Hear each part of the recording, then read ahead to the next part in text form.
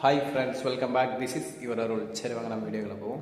இன்றைக்கி நம்ம வெளி சீரியல் என்னடா காரசாரமாக சுவாரஸ்யமாக போயிட்டுருக்கு அப்படின்ற விஷயத்தை பற்றி தான் பேச போகிறோம், பார்க்க போகிறோம். சரி, வாங்க வீடியோக்குள்ளே போவோம். என்ன நடக்குதுன்னு பார்த்தீங்கன்னா, நம்ம விஜய்க்கு மல்லி கொடுத்த அந்த கிஃப்ட்டு தாங்க போய் சேருது. என்னடான்னு பார்த்தா மோதிரம். நம்ம ராஜேஸ்வரி வந்துட்டு மல்லியோட கிஃப்ட்டை தேடி தான் விஜய் கொடுக்கலாம் அப்படின்னு பிளான் பண்ணிட்டு இருந்தாங்க. பட் அது ஃபுல்லாக ஃபெயிலியர் ஆகி கொலாப்ஸ் ஆகிடுச்சிங்க.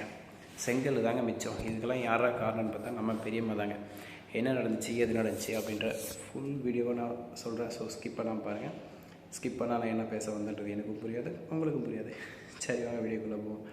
என்ன நடந்துச்சுன்னா, மல்லி வாங்கின கிஃப்ட்டை வந்து ராஜேஸ்வரி ரஜினி சேர்ந்து திருடி எடுத்துகிட்டு போயிடுவாங்க.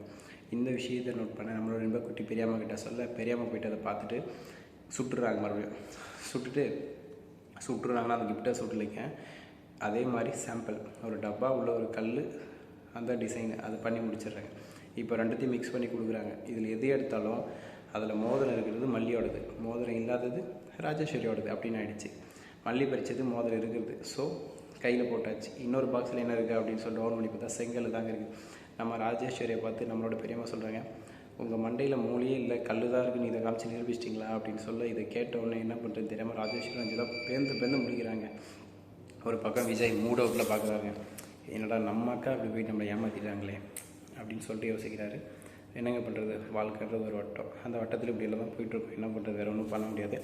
ஸோ இதுக்கப்புறம் என்ன நடக்க போகுது, நம்ம விஜய் இதுக்கப்புறம் அவங்க அக்காவை எப்படி பார்க்க போகிறாரு, என்ன பண்ண போகிறாரு அப்படின்ற ஒரு விறுவிறுப்பான சுவாரஸ்யமான விஷயங்களை அடுத்தடுத்த வீடியோவில் பார்த்துக்கிட்டே இருப்போம்.